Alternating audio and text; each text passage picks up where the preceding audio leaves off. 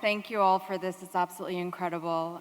Dear esteemed guests, ladies and gentlemen, the TAKREEM board, the juries, Ricardo, my dear friend. I want to take this opportunity to share with you a couple of stories that you don't necessarily see in the news or in the feeds that are so painful to watch, but that we're all following so closely on social media.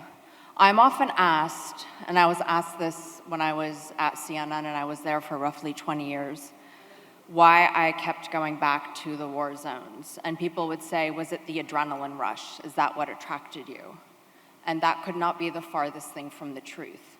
What kept me going back to war and to these horrible situations over and over and over again was the people that I met there and the kindness and generosity that I saw among those who had absolutely nothing left. I'm going to share one story. In 2016, during the battles against ISIS, my cameraman and I were embedded with Iraqi special forces during the first push into Mosul. And very quickly, the convoy that we were with was ambushed. We ended up under siege for 36 hours, sheltering in civilian homes. One of the first homes that we tumbled into, my cameraman bleeding from the face, along with roughly half a dozen injured Iraqi soldiers, was complete chaos. And in this home, in one of the rooms, was the women and the children. And all I could see in the darkness was the whites of their eyes.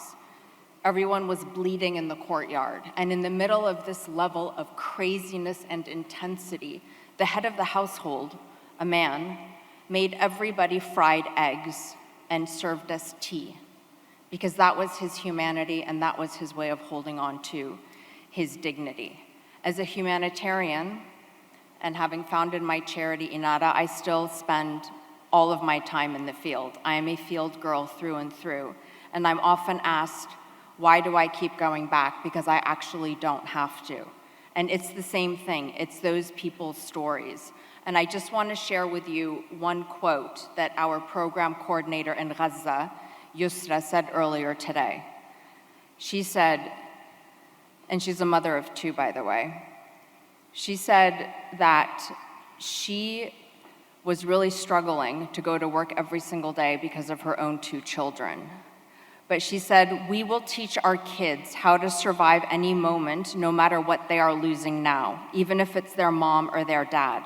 We will teach them that one day they will be something special, no matter what horror they are going through now. Those parents in all of these places across the world cannot teach their children that alone. They need our support, and we need all of yours. So thank you again very much for recognizing the work we do tonight.